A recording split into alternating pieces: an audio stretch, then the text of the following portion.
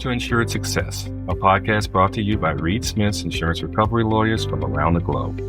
In this podcast series, we explore trends, issues, and topics of interest affecting commercial policyholders. If you have any questions about the topics discussed in this podcast, please contact our speakers at insuredsuccess@reedsmith.com. We'll be happy to assist. Greetings and welcome back to the latest episode of Insured Success. Today's topic is part 2 of our podcast on dealing with natural disaster claims. We're focusing on 3 topics related to the natural disaster claims for business owners and also individuals. Part 1 will talk about claim submission. Part 2 will be the post-loss insurance policy conditions that policyholders need to comply with. And part 3 is the various coverages that are available for losses resulting from a natural disaster under a first-party property policy.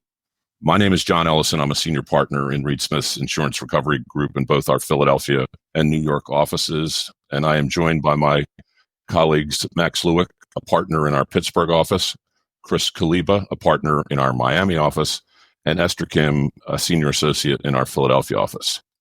Natural disasters are covered by first-party property policies, including wildfires, hurricanes, and windstorms.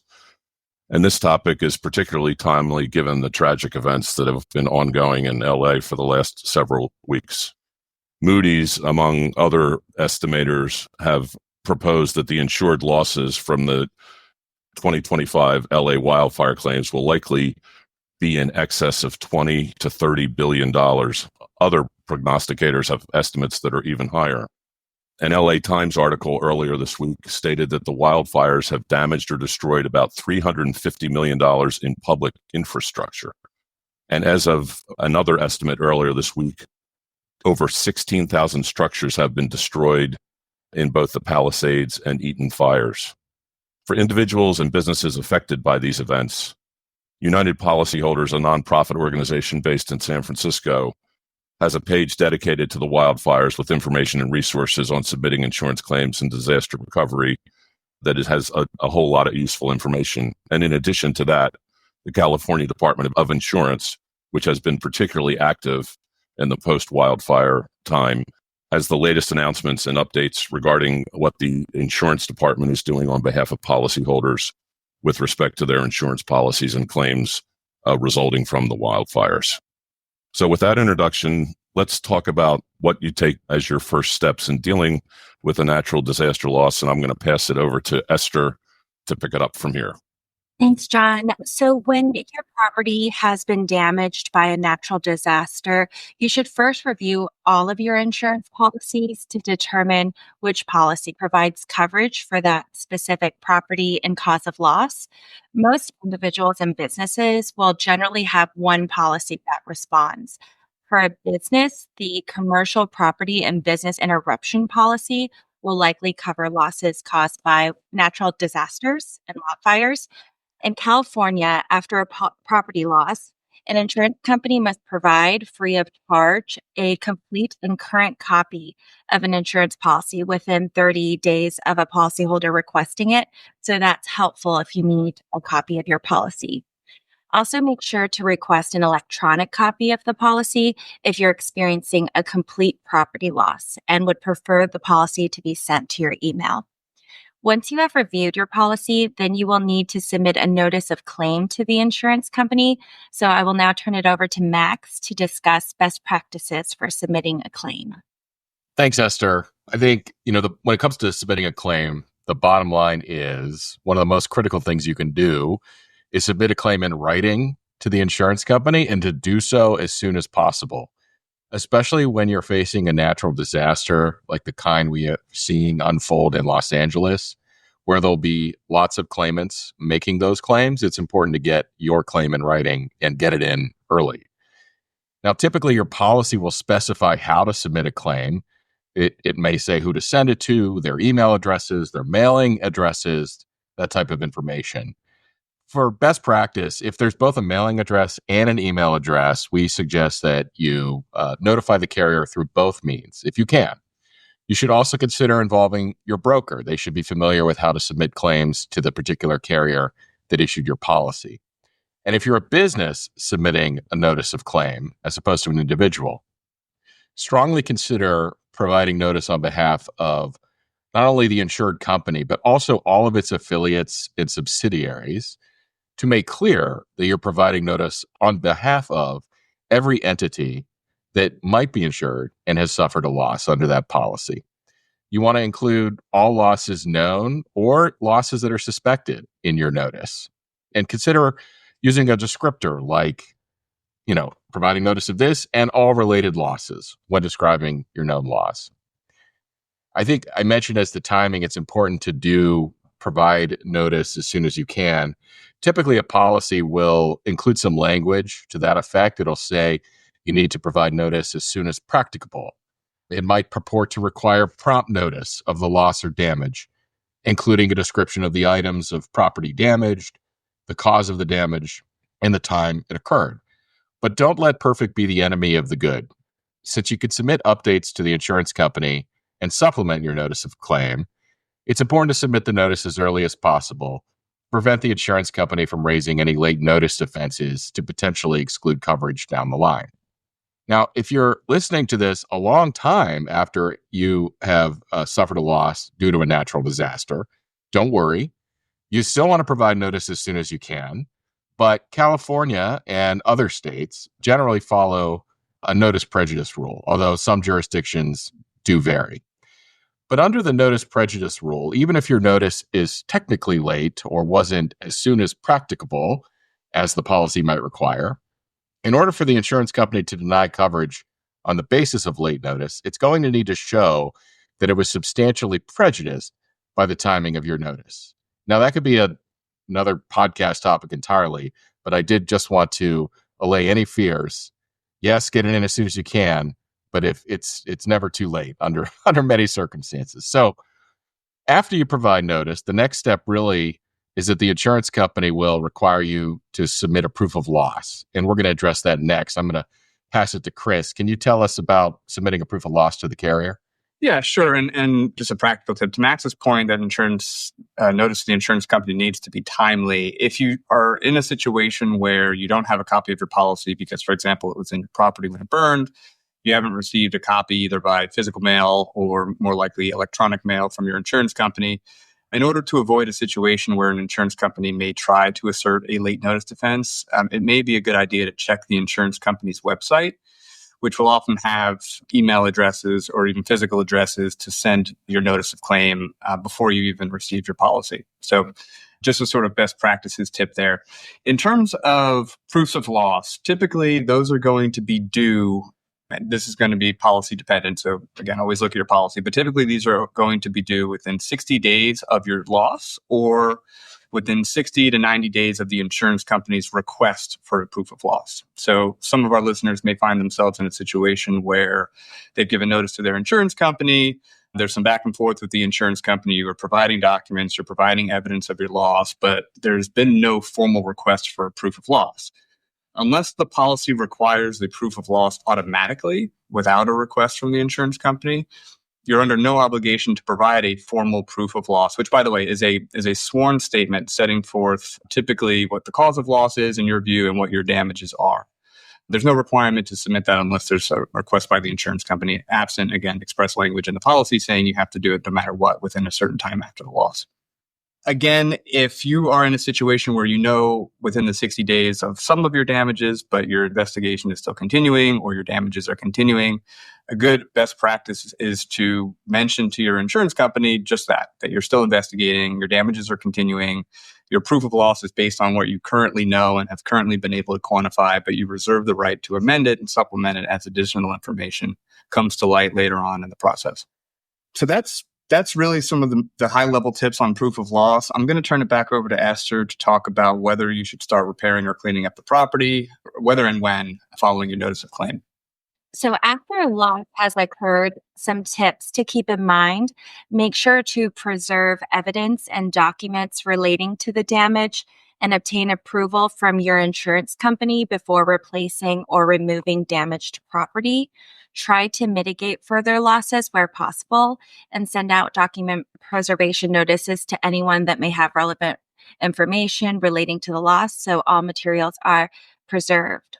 Also, be sure to provide all necessary and relevant documentation to the insurance company as they become available and provide these updates in writing. And it is helpful to have a point person, for instance, within your company for communications with the insurance company to ensure consistency and control over the information provided. Now that we've discussed submitting a claim and a proof of loss to the insurance company, we wanted to highlight some conditions that policyholders should be aware of for most property policies. And Max and Chris will discuss some of these conditions. Yeah, if I could just jump in quickly, because I think the document requests from the insurance company are going to be one of these post-loss conditions. And most property policies are going to give the insured the option to either produce documents to the insurance company or, particularly with respect to businesses, allow the insurance company to actually come to the business and search the business's books and records themselves.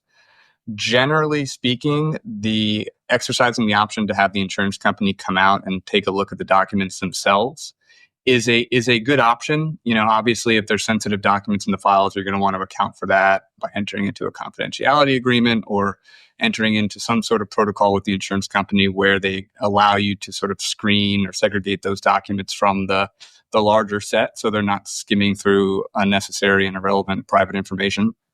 An example of this is a homeowners association. If you have damage to your condominium, for example, and the insurance company comes in to inspect, you may want to exclude from the set that they review the personal records and financial information of your residents. The reason I think that that's a good option as opposed to producing documents is because invariably when an insured decides to produce documents, the insurance company is going to follow up their receipt with additional requests, and that process can significantly drag on the claim resolution process because inevitably there will be more documentation that the insurance company thinks may exist and will continue to ask you to produce it. But if they come out to the site to actually review the documents themselves, that can really cut through some of that back and forth. So Max, I'll kick it to you to discuss some of the other post-loss conditions, and I'll jump in as we continue. Yeah, thanks, Chris. I mean, I do think that's a really important point, but sometimes that might not be an option that's available to you as an insured. And, whether it is or it isn't, most insurance policies of the type that we're talking about are going to include what's called a cooperation clause. And that essentially obligates the policyholder to cooperate with the insurance company during the investigation of the loss. And to the extent the insurance company is submitting requests for information to you, and you're unable to bring them onto the site to review the records themselves, and you have to provide information or documents to them, it's really important. It seems basic, but it's really important to document what the requests are, especially if they're made, over the phone. And it's important to document the information and responses that you're providing to the insurance carrier. So if you have telephone conversations with the insurance company, or your broker does, make sure those communications are noted and follow up with a confirmation email clarifying that you've understood what it is the insurance company is asking and the insurance company understands what it is you're providing. And that's going to go a long way just in case down the road something needs to get litigated. You want to document a record as best you can. So that's generally the best process for cooperating. But Chris, can you speak a little bit about when a insurance company asks for an appraisal? What should our policyholders do then? Sure. So appraisal in general is an alternative dispute resolution mechanism. And what I mean by that is it's a way to resolve certain disputes without actually going to court and litigating these issues. Now, in almost all circumstances, an appraisal provision in a property insurance policy is going to apply to disputes over the amount of loss. That means, for example, you say your damage is $5 million and the insurance company comes in and says it's $500,000. If there are no coverage issues and really no dispute over causation, as really should be the case where you have a total loss from a wildfire, then typically either the insured or the insurance company can demand the appraisal process. And in that instance, the insured will appoint an appraiser, the insurance company will appoint an appraiser, and the two appraisers will decide, hopefully, on a third umpire who will kind of be the sort of final decision in the appraisal proceeding. Now, in California, though, where there's a state declared disaster, neither side can actually compel the appraisal process. So even if the insurance company or the insured demands appraisal of the loss, in this wildfire scenario, the insurance company or the insured in that case cannot be compelled to participate in that process. Generally, though, for natural disasters or any kind of loss, an appraisal for both the insurance companies and the insured is a valuable process to consider because it can result in some significant cost savings, again, as long as the issues are limited to the amount of loss. Typically, and this is the case in California, the appraisal panel cannot decide things like causation. They can't come look at the loss and say, okay, this was definitely caused by a fire. This was definitely caused by a hurricane. This was definitely caused by a pipe leak. Or they're strictly going to be limited to a determination over the amount of loss. Similarly, if there are disputes over coverage, for example, we agree the loss is this. There's differences in how much it's going to cost to fix it, but there's also issues with respect to whether or not the loss is covered under the terms of the insurance policy. That is not an appraisable issue, and that is likely one that will have to be litigated in court in almost every state, as far as I'm aware. That is the case in terms of coverage issues. So that's the appraisal process. I'm going to kick it over to back to you now, Max, to talk about some deadlines that the insurance company may be under to provide information and respond to claims. Yeah, that's right. And actually, this is one area that can be pretty heavily regulated by the various states and their insurance departments and their insurance codes. So, for example, in California, an insurance company has 15 days to acknowledge receipt of a claim. An insurance company has 15 days to respond to a written communication from the policyholder regarding a claim and to which, a reply is expected to be made. And in fact, in California, the insurance companies typically have 40 days after a proof of loss is provided to accept or deny the claim or to notify the policyholder that more time is needed and to explain the basis for that additional time. Now, what happens in the unfortunate circumstance where the insurance company denies your claim and you believe it's covered, or they're ignoring your claim? Unfortunately, you may need to sue the carrier. And the timing of when you sue can be an important issue. Many property insurance policies contain contractual suit limitation clauses that purport to limit the time that you can file a lawsuit. And, usually 1 or 2 years after the date of the loss. However, some of those contractual periods are also governed by insurance regulations. So, for example, in California, I think you cannot have shorter than a 1-year statute of limitations period. And also, there's a question as to when that statute of limitations period is running and when it's tolled. So even though it runs from the date of the loss, I tell you in California, that suit limitation period is automatically tolled while the insurer is processing the claim. So it may begin on the date of the loss, but once you provide notice, and in that period where the insurance carrier is investigating and deciding whether to provide coverage or not, there's a pause placed on that statute of limitations. So really, it picks up again after the carrier denies coverage or they, issue a coverage determination that is less than what you had hoped to receive. So that's important to keep in mind as well. The clock is ticking, but generally, it's not going to be as important to get done as soon as possible, like the timing of the notice itself would be. But okay, so those are some conditions and those are some timing issues. But Esther, can you speak to how you can try and figure out, how much coverage you have under your policy, generally speaking, once a loss occurs? Sure. When you're first reviewing your policy, you're going to want to look at your declarations, which are at the front of the policy, and it serves as a summary document. It shows, for instance, who the policyholder is, what the policy limits are, the policy period, and whether there are any deductibles, among other things. Endorsements to the policy may modify any of the coverage provisions, so it is important to read those as well. And those are usually at the back of the policy or sometimes in the front of the policy. Insurance companies often attempt to exclude or sublimit coverage for common natural disasters or apply higher deductibles, so you should check your policy carefully. Max, in going through a policy, can you please discuss the types of property evaluation provisions that a policyholder might come across?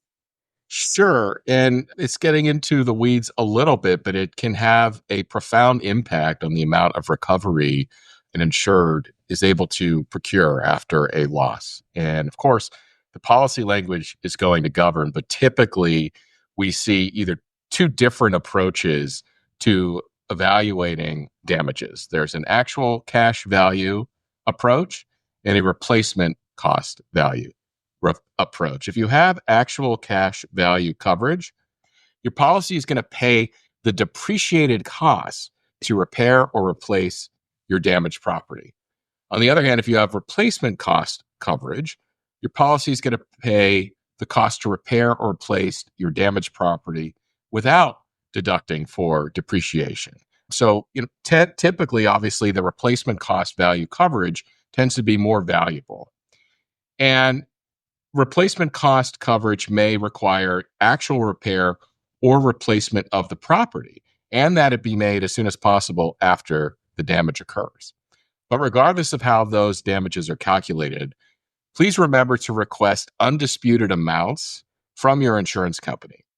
In California in particular, if the insurance company accepts your claim, they have to pay the undisputed portion of that claim immediately, but no later than 30 days after they've made that determination. Max, if I could, before we jump ahead, there's a couple points I just wanted to mention about valuation. Sure. So for our listeners, Max mentioned the difference between actual cash value and replacement cost value. Be careful because there are a lot of insurance policies that require, in order for you to take advantage of the replacement cost coverage, like Max said, you need to repair or replace the property as opposed to just getting estimates to do it. But also there are limitations in the policy that require you to commence the rebuild or repair process within a certain amount of time. For example, a policy may say you're only getting replacement cost coverage if you start to rebuild the property within 1 year of the date of loss. Now, where an insured is dependent on their insurance company paying out under the policy in order to be able to afford to repair or rebuild the property, that can be an issue. So be sure to look at your policy, see what the language says, and in all cases, if you don't think that's going to be possible to repair or rebuild within the time required by the insurance policy, request in writing an extension of that period from your insurance company. I've seen many instances where that provision sort of goes unnoticed. The insurance company doesn't mention it to the insured, the policyholder doesn't pick up on it, and it can create real issues and cost real dollars if it's not addressed ahead of time. Another sort of valuation and policy limit issue that we didn't talk about, and this applies, there's two different sort of categories. One applies to homeowners typically, and then there's another one that applies mostly to businesses, although it could be present in a commercial property policy as well. Coinsurance. If you've had your insurance for several years and there hasn't been an increase in the dwelling limits, you may want to revisit that issue with your insurance broker, because under most property policies, you're going to see what's called a coinsurance penalty, which will penalize the policyholder for not having enough insurance on the property. For example, you bought your insurance policy 10 years ago and you insured it for $600,000. And the insurance company comes in and says, well, the actual cost to replace the dwelling is $800,000. Let's say then you suffer a $100,000 loss on your policy. Because you only had $600,000 in coverage and the replacement cost is actually $800,000 for the property, which is 600 is 75% of 800, the insurance company is going to try to penalize you $25,000 or 25% for that $100,000 loss. So be sure to look to make sure that you're insured with enough coverage to avoid coinsurance penalties. And that is a residential and commercial property issue, depending on the policy. The other issue, which is specific to commercial property policies, are, and particularly those that insure multiple properties, be careful to make sure that your policy is either a blanket limit policy or a scheduled limit policy. And the difference between those two things is this. Under a blanket limit policy, if you have 5 properties, a single blanket limit that covers all 5 properties is available in the event of a loss of any single property. In a scheduled limit policy, each property is going to have its own scheduled limits, not only in most cases for the dwelling coverage, but also for business interruption, for extra expense. All those sort of sub-coverages of the policy may be scheduled as well. And in those cases, you may find yourself in a situation where your property or the subcomponents of the loss are not adequately covered because you do not have that full blanket limit available in the event of an underinsurance issue. So keep those things in mind too when you're determining how much coverage you actually have. And I co-authored with a few other people from Reed Smith an article back in October of last year called, in the Daily Business Review, called How Much Coverage Do You Really Have? Valuation and Loss Settlement Provisions in Commercial Property Policies, that goes into detail about some of those issues. And if you have any questions about that, it's worth taking a look at that article. I think those are really helpful and important tips. I think I'm going to address next some other coverages that might be available to respond beyond those that we've already mentioned, your typical damage to the property policy, or I think we might have mentioned, or if we haven't, I'll mention now, business income losses for when you not only lose your property or lose your factory, but you have lost profits due to the damage that has been caused by the event. And there's various ways that those are going to be calculated, and you'll have to check your policy for that or work with your broker or insurance coverage counsel. But it's important to remember that there are several other coverages that could be available to respond in the event of a loss that you might not currently be thinking about. The first is extra expense coverage. We see that often in commercial property policies. And extra expense coverage is for additional expenses that are incurred in addition to the regular operating costs that you would incur to continue normal operations or to mitigate your losses while the property is unusable, it's damaged, or it's in the process of being repaired or replaced. So make sure to keep track of your receipts regarding any repairs or replacement of your property and any additional costs and expenses that are needed to continue business operations and keeping things running as normal as possible after the loss. That's where extra expense comes in. There's also contingent time element coverage for business income losses that are caused not directly to you, but that losses that are suffered by a supplier or a customer or parties in your supply chain. Any of those individuals or entities suffering losses may result in you suffering a loss, even if you haven't suffered the natural disaster directly. So those are contingent time element or contingent business income loss coverages.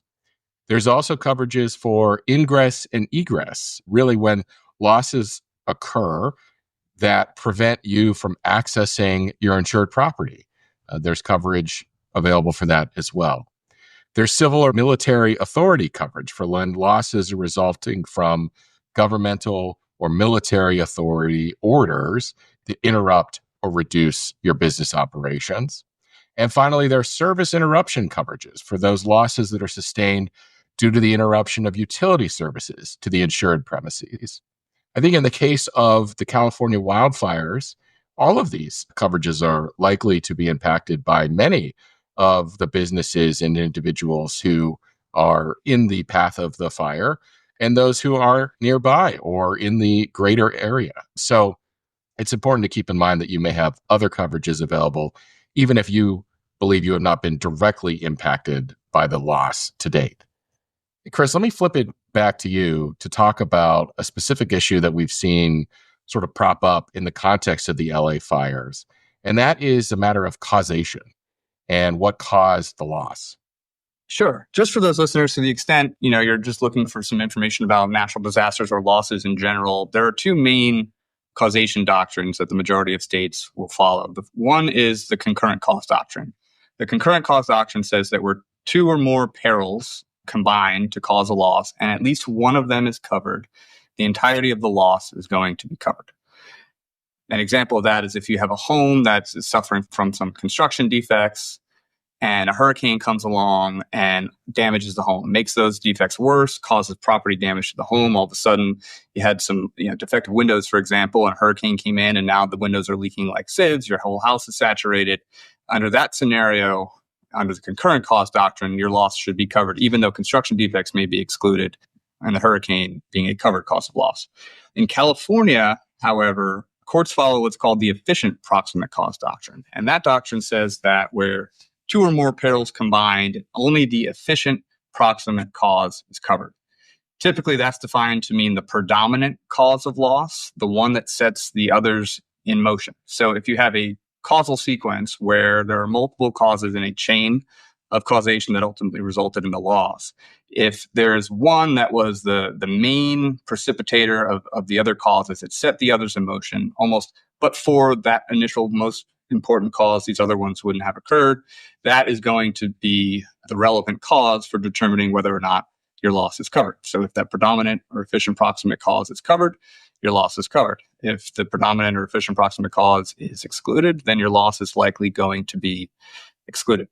We've heard some rumors, despite how obvious it may seem to some, that the cause of the losses that we're seeing in Dina and Palisades was caused by a fire. We've heard some rumors that some insurance companies are taking the position that this is a wind loss, that the efficient proximate cause of the loss is wind. Now, you're going to have to look at your policies, and some courts are undoubtedly going to have to determine that issue. But historically, where you have these fire-related losses, even though the fire itself is spread by wind, the efficient proximate cause has in cases been found to be the fire, in which cases it's going to be a covered cause of loss under most property policies in California.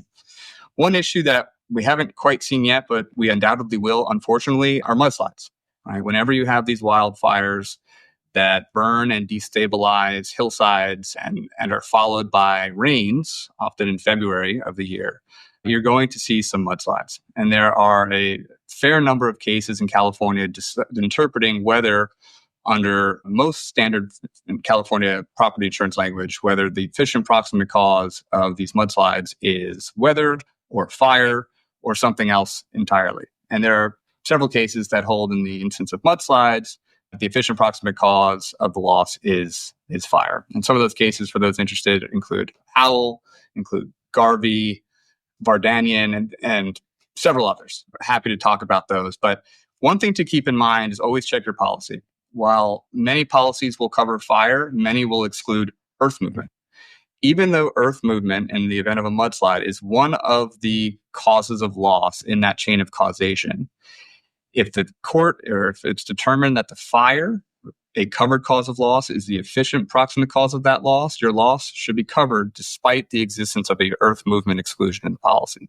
Now, there's a bit of a wrinkle to that. So some earth movement exclusions, and we're seeing more and more of this, I think, are stated as sort of a compound exclusion. So not only do they exclude earth movement, which again, if standing alone, should not prevent coverage if the fire was the efficient proximate cause and fire is covered cause of loss, but they're combining the exclusion with earth movement and another cause of loss. So for example, they'll say we exclude earth movement to the extent earth movement combines with fire, or to the extent earth movement combines with rain to cause the loss.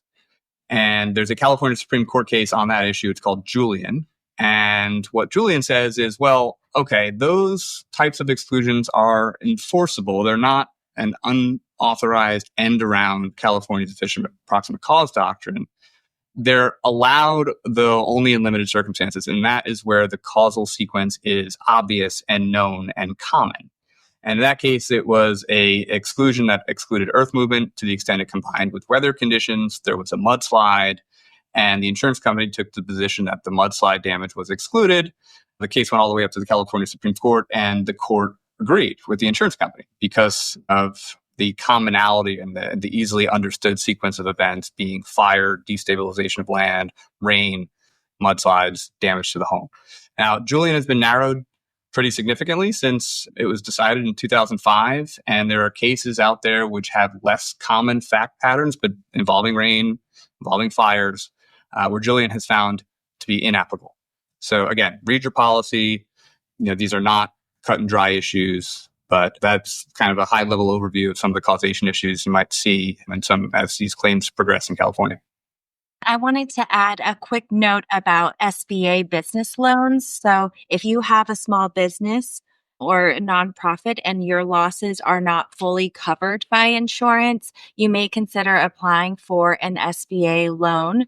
The SBA provides low interest business physical disaster loans up to $2 million that can be used to repair or replace physical assets such as property, machinery, and equipment. The SBA also provides low interest economic injury disaster loans, also up to $2 million, that can be used for working capital and expenses like rent and utilities until normal operations resume. And the qualifications are on the SBA website, so that may be something you want to consider.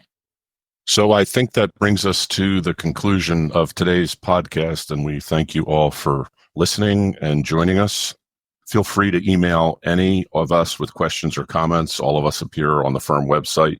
In addition, on the firm's website, there is a dedicated page to wildfire and other natural disasters that we've created that is being updated constantly with new information on what is going on in the Los Angeles area and what the insurance department is doing, et cetera.